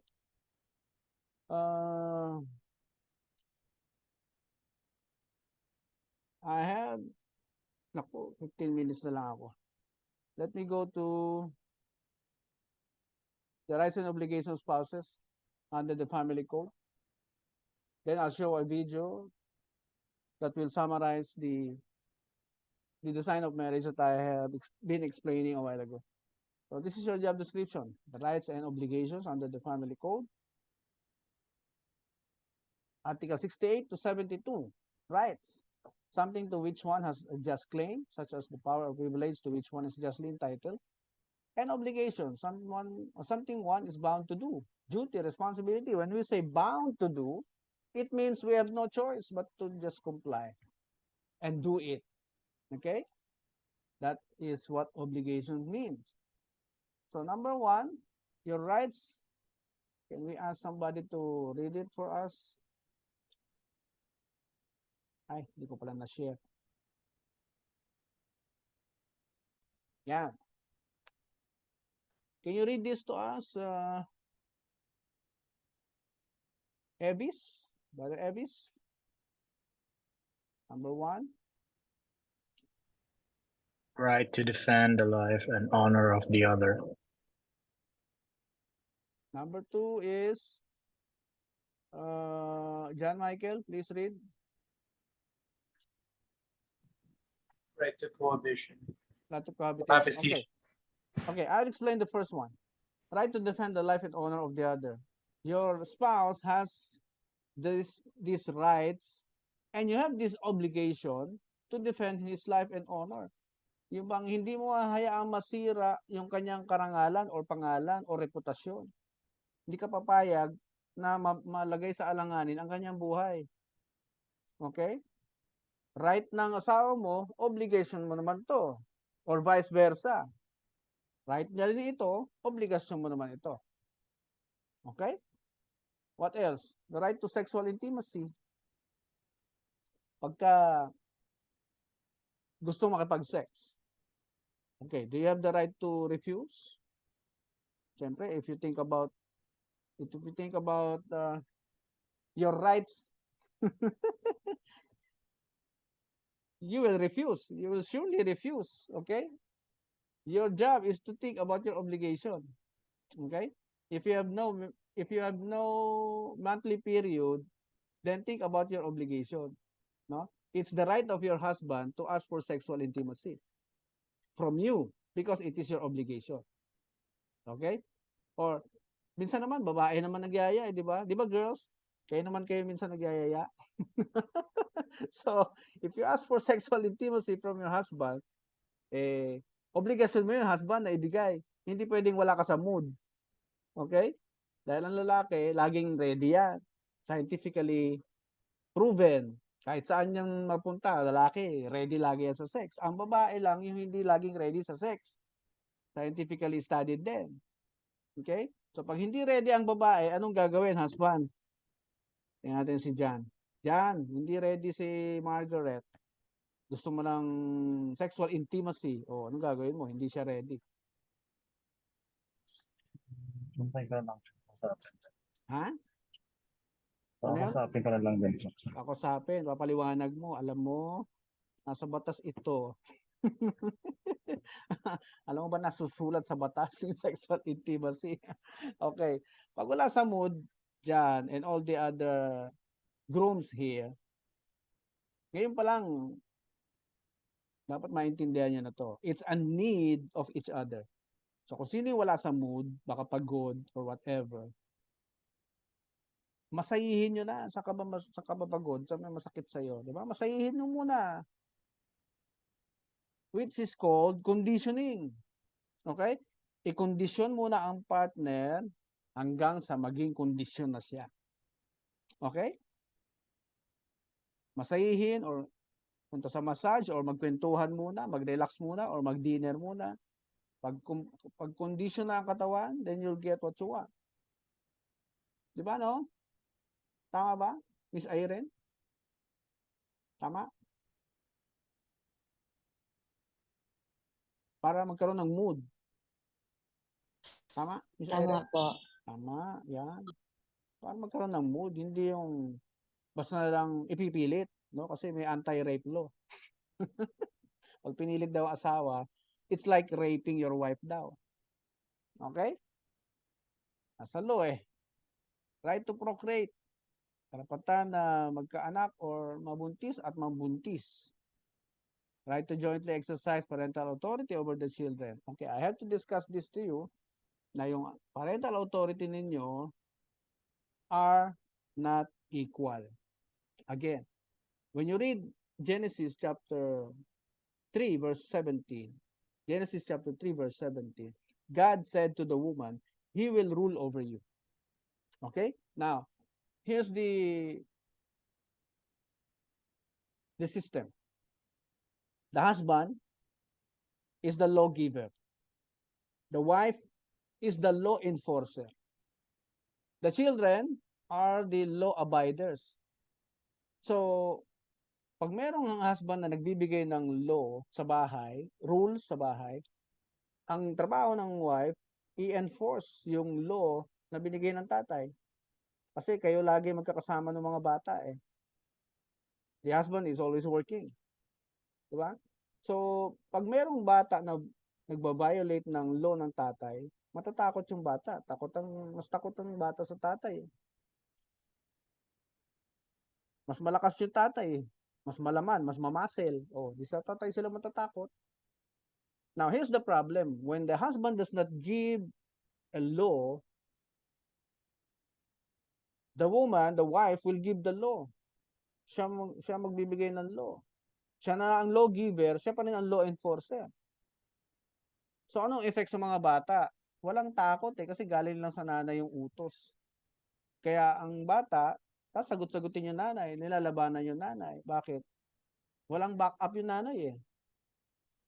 Hindi galing sa tatay yung law eh.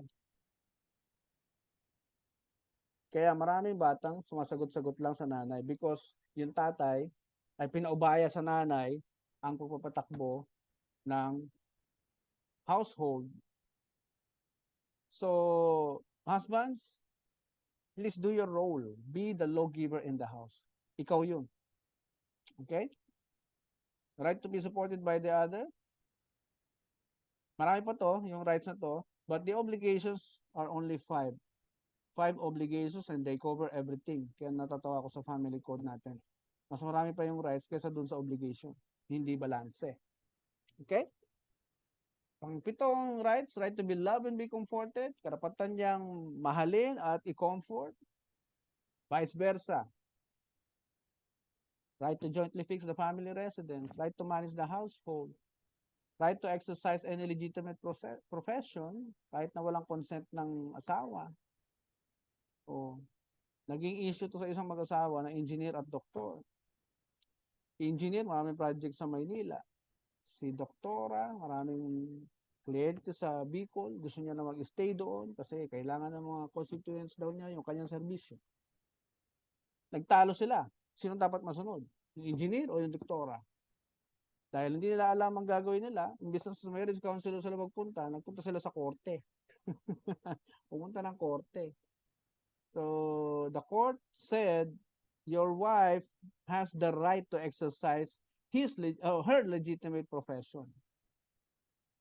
So, what happens to the marriage? Nawala ng gana si husband sa wife niya. Because ini-insist ng wife yung kanyang karapatan. Na ang dapat ini-insist mo, wife, yung pag-submit sa husband mo. Yung submission mo sa husband mo. Yun ang ini-insist mo dapat. Right to give and receive moderate gifts to and from each other. Nasa batas na rin yan, na magregaluhan daw kayo sa isa't isa. Hindi naman sinabi kung gaano ka-moderate yung regalo na yan.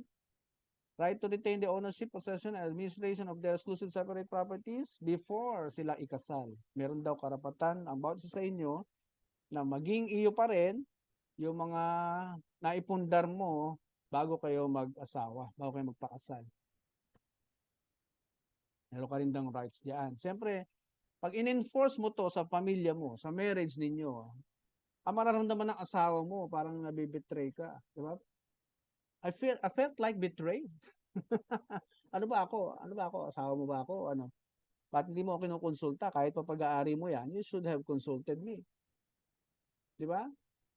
You will feel betrayed when one of you exercise these rights without being told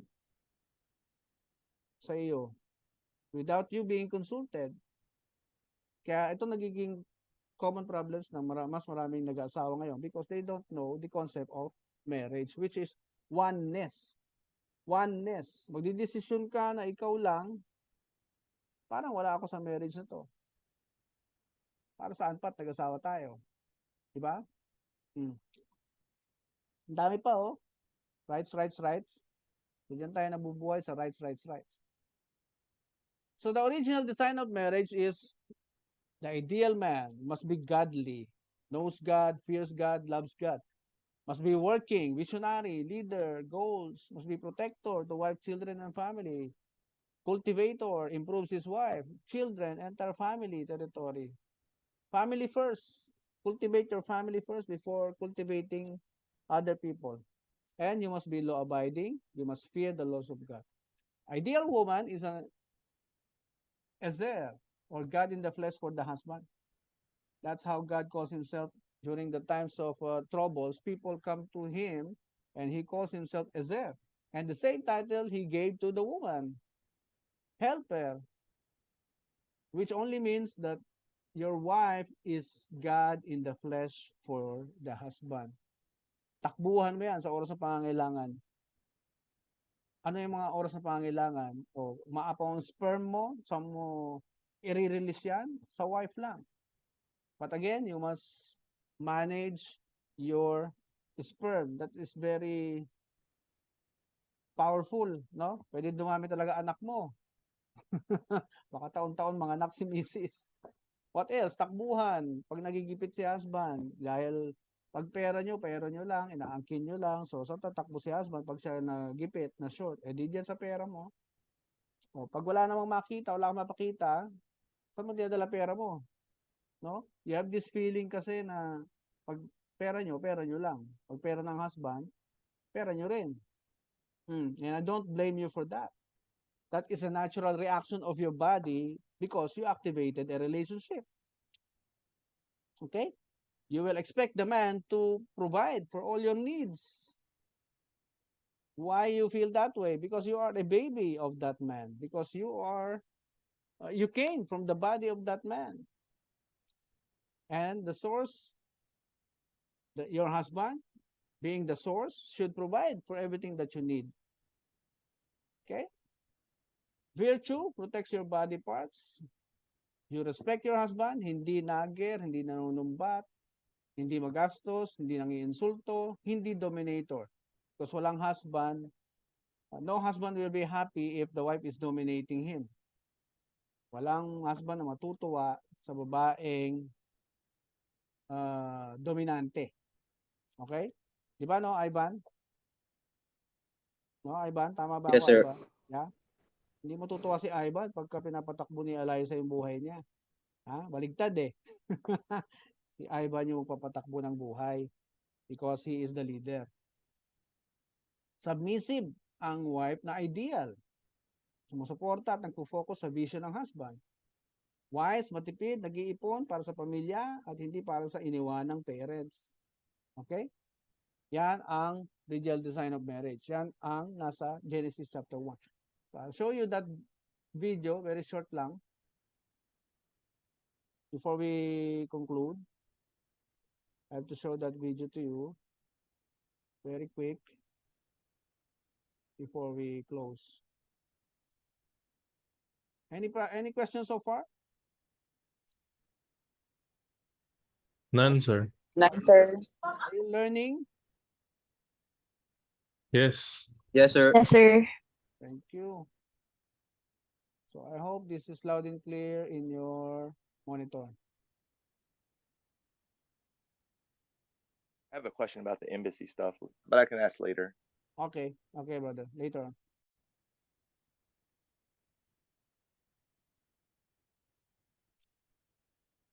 Five things a man needs before the woman. If your spouse to be, or husband to be has these 5 qualities given by God to the man in the Garden of Eden, then you are safe. This is the very first layer of the foundation that a man should have for the marriage to work.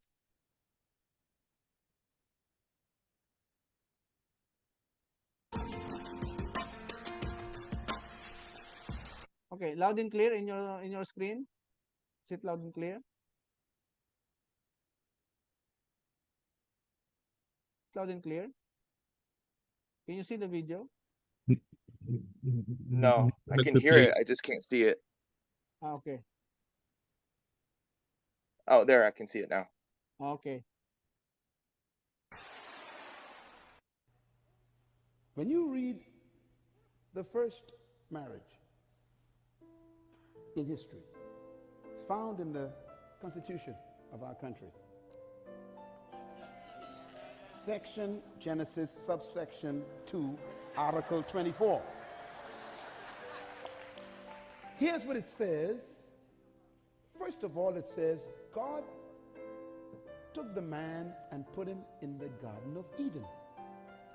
It's very important. The word Eden means spot. It means delightful spot. It means open door. It's a complicated word. It's a spot on the earth where, for the moment, God has an open door from heaven on earth. That's where God put the man in his presence.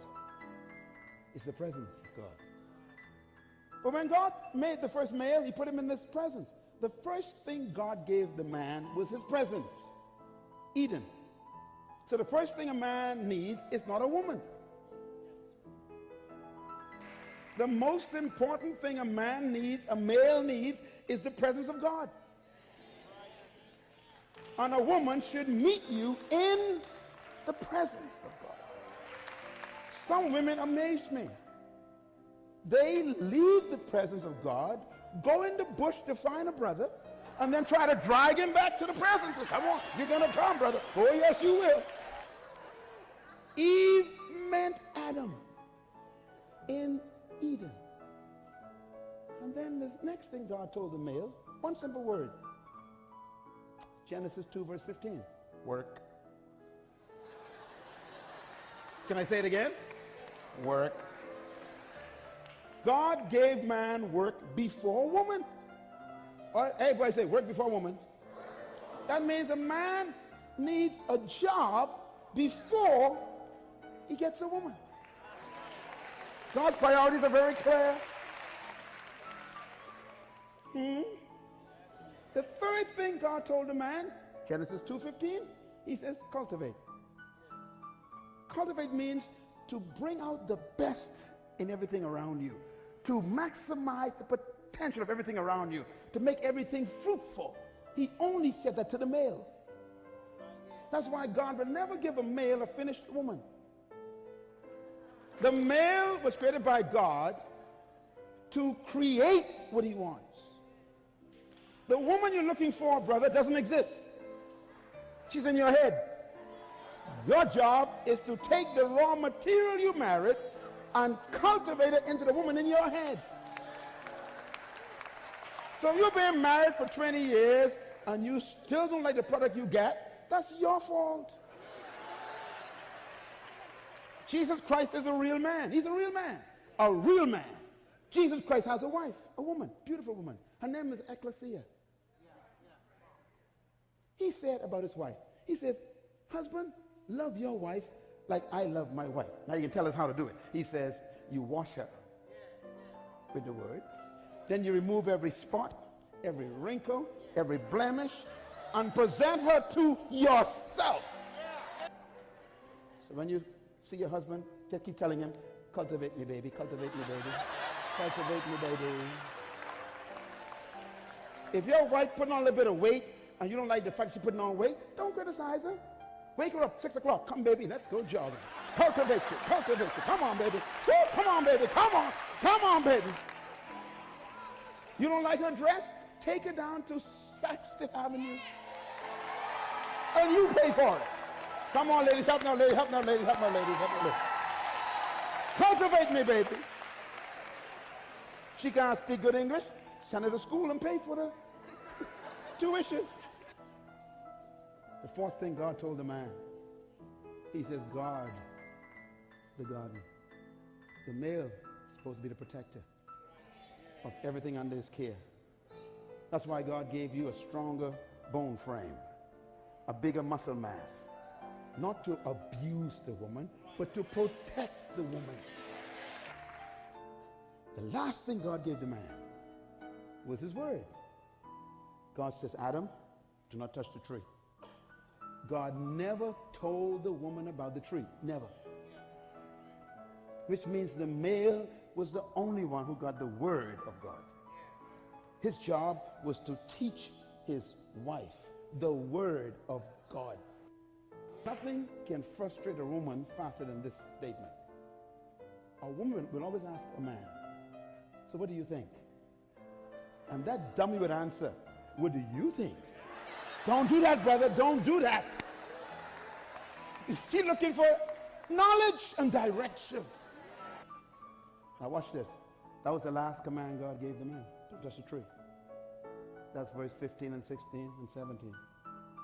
Then in verse 18, God said, it's not good for this man to be alone. Now, don't just read the statement fast. Slow down. It's not good for this man to be alone. What man?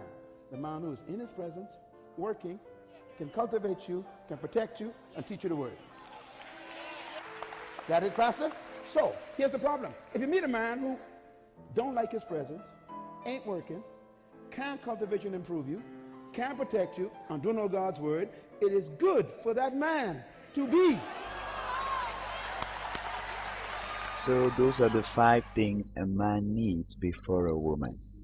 Find free gifts and resources at our website wisdomfordominion.com. Please click that subscribe button and notification.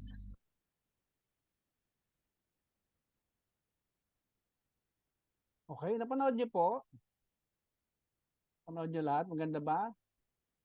Maganda ba yung inyong mga narinig? Diba? I hope you learn a lot. That summarizes my presentation on the design of marriage. When the male or the husband possesses those 5 things, then you are safe, ladies or future brides. So it is a requirement now for the husband to be knowledgeable. Okay? It is now a requirement for the husband to give direction. No? Kaya woman gets frustrated to a man who has no direction in life, who cannot tell his direction, who cannot tell his ambition. The woman gets frustrated to a man who cannot give guidance to them. Okay? So it becomes crucial for you, husbands, to be qualified as a husband or father, okay, by having more knowledge in life, okay, which I did. No, I studied a lot. That's why when my wife lost her direction, I gave her the right direction. I brought her to school. I sent her to some conferences, seminars. Then she discovered her own seed. And now we are both fruitful. Okay? We are teaching you what we have been experiencing. So we are in authority to speak all these things. And I'm sad that I have no time anymore to discuss this marriage, which requires a very wide discussion, actually. But I don't think the Filipinos or some of you will have to undergo a month-long study about marriage. No, I don't think you can afford that, though. So, can we hear your feedback on this lesson? Can we start with Marie Bianca and John Michael?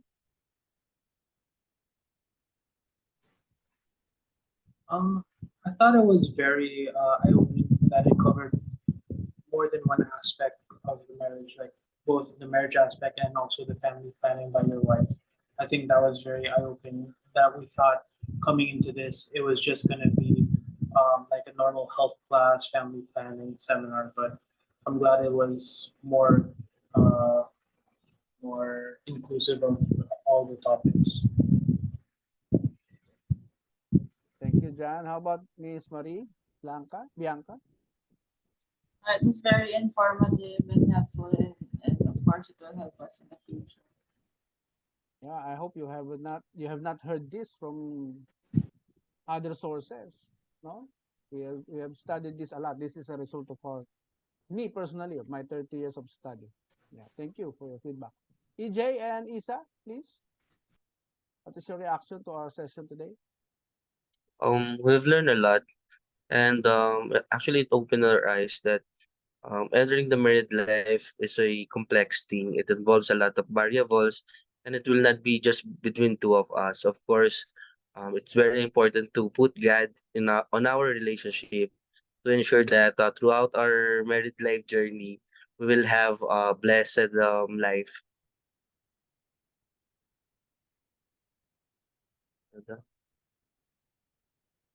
I think you're on mute, sir. Yeah. Thank you, EJ, for that. How about you, Isa? I think my biggest takeaway would be wives should submit themselves to their husbands, Yes. because uh, in our generation today, it's women are so empowered, I think, Yes. and most of the women are also working now versus the previous Yeah. generation. They are So competing. it's not a matter of equality. Actually, it's biblically, it's Yes. where wives should submit to their husbands. Yes, correct. You don't bring equality to your marriage. That applies only outside your home. Okay? Thank you, Isa. How about from Nathan and Jen? Hi, And sir. yeah, can we hear your voice, your feedback? Sa tinuro niyo po marami kaming natutunan, and at the same time may ano kami babalik-balikan in our marriage na ito yung guide namin para mas mapagpayabong yung aming relationship in the years to come. Yes, thank you. Thank you, Nathan. How about Miss Jen?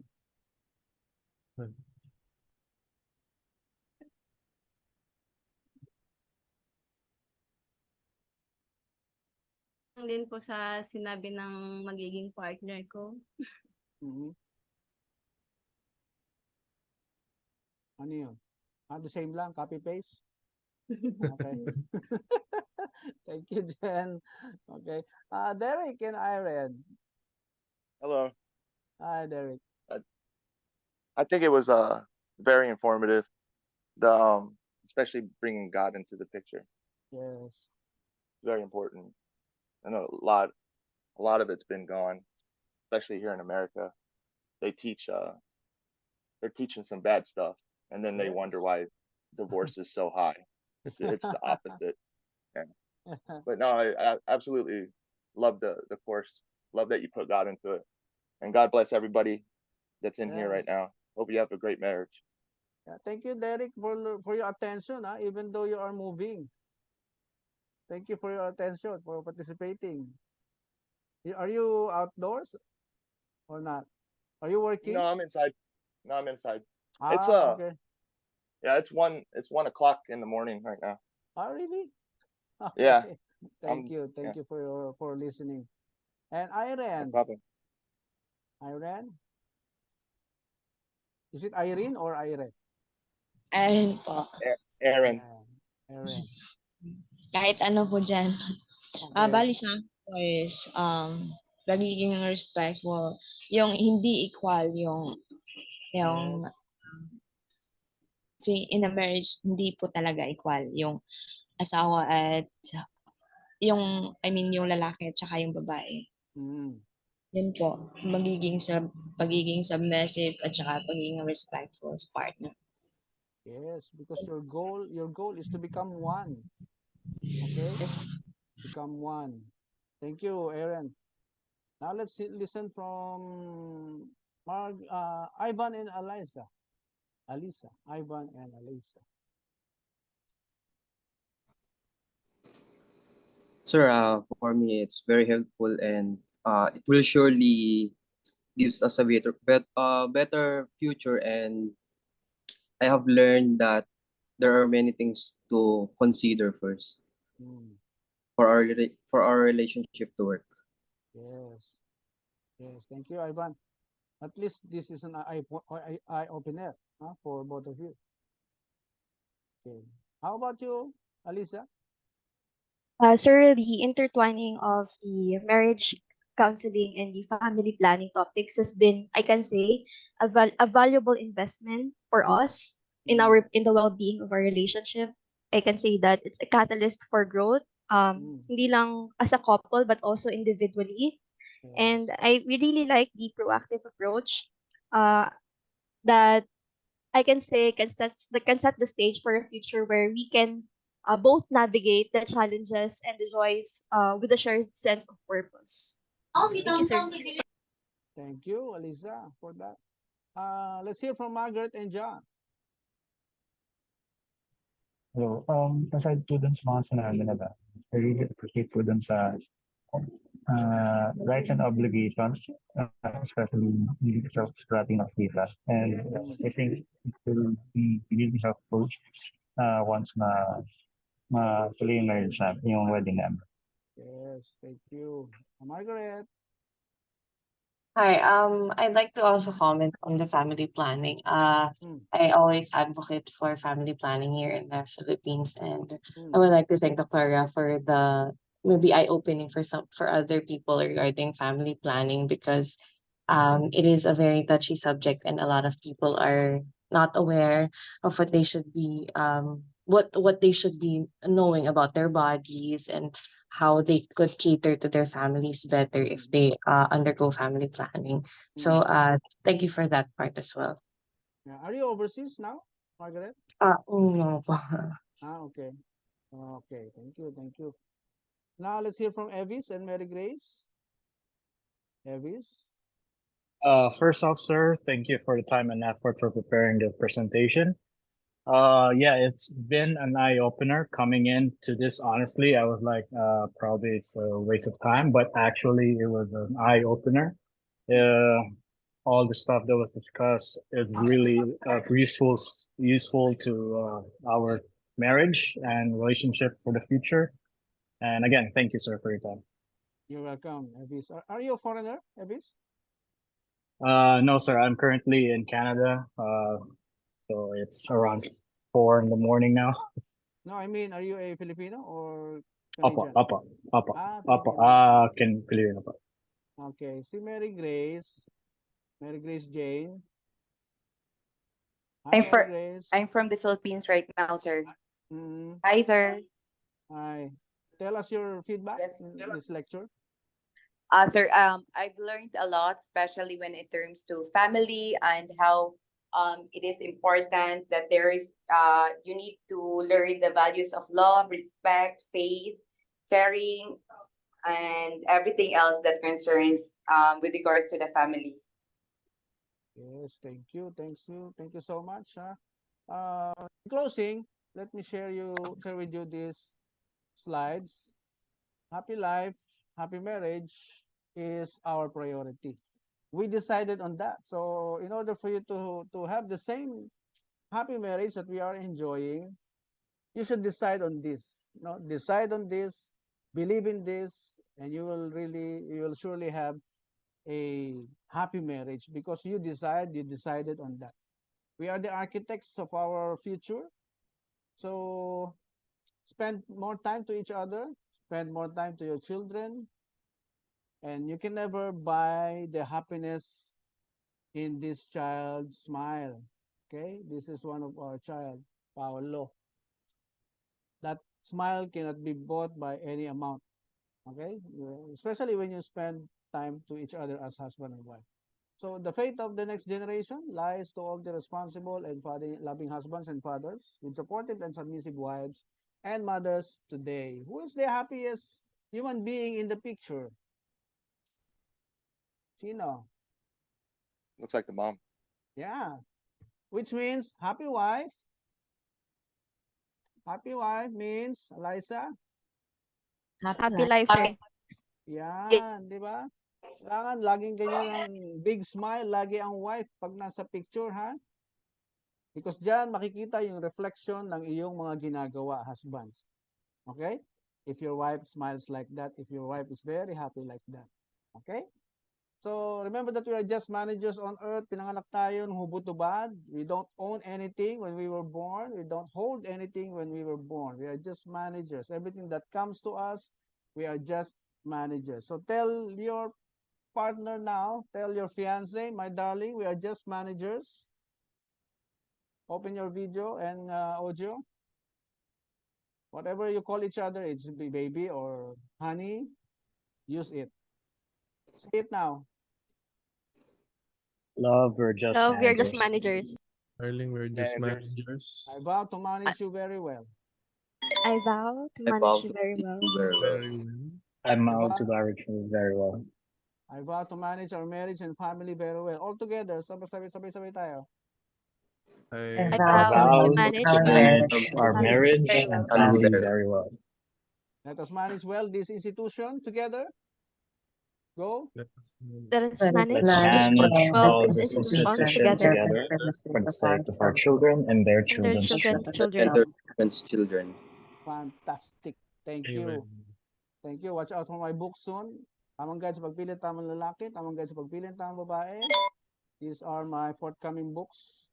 Tamang guide sa tamang pagpapamilya. And I'm working it hard to write it in Tagalog so that many Filipinos will reach it. So like and follow us, like Papa Angelo, the Life Mentor, and BCIDP Exclusive School for Couples.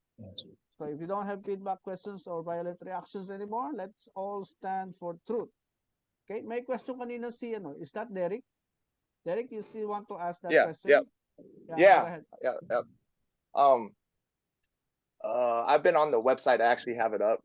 I don't know where exactly I'm supposed to sign up for that. Appointment? The proof. Yeah. Okay, maybe once I found that out, I will send that link to your email. Okay, I appreciate that, sir. Thank you, Derek, also. Thank you, sir. Yeah.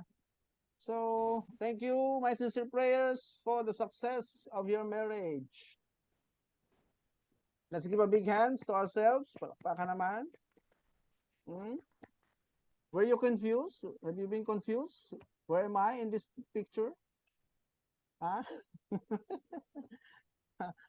Isa lang yan. Oo. Yan, nandyan na. O, magkasama. Hindi na kayo makakonfuse yan. Magkatabi na. Okay? So let's have a screenshot photo. Wave and smile. Ready? Screenshot photo. 2, Give 3. me one sec.